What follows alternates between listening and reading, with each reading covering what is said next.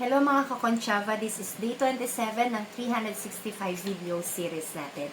Today, mag-dive deeper tayo dun sa negotiation strategies from the pamphlet na binabasa ko po, The Craft of Negotiation, How to Negotiate the Best Outcomes for Your Clients by Pete Guard Training Group.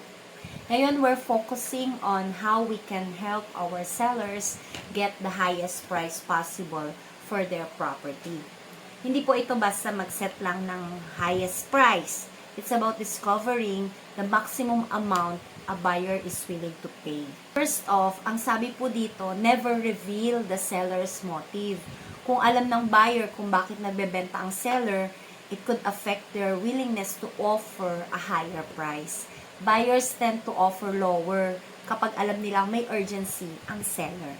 So, as agents and brokers, we need to keep that information confidential. Next, don't let emotions like anger interfere with the negotiation. Kung may offer na na-reject, it's normal for the buyer to feel frustrated or angry. As agents and brokers, we have to manage those emotions and guide both parties towards a solution. Instead of letting anger take over, we should keep the communication open and positive. Fortunately, wala pa naman po akong na-experience na ganitong kliyente.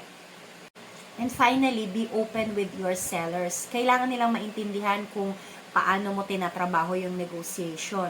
Let them know your strategy so they can trust your process. Building that confidence is key to a smooth negotiation.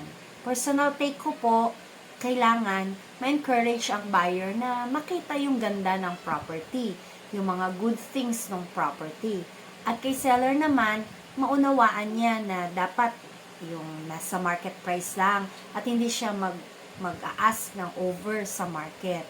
Kailangan balance lang ang pricing para hindi mahirapan sa transaction.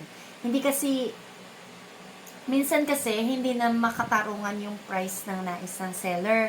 Kaya dapat naiintindihan nila yung tamang market price lang. That's it po for today's negotiation tip. I'll keep sharing more insights from the pamphlet na bukas po. No? Last na po yun para bukas para sa pamphlet na to. This is Miss Natalie Concha. Don't forget to like, follow, and share. Laging tandaan, real estate is for everyone. Let's learn and grow together. Hello. Hello po.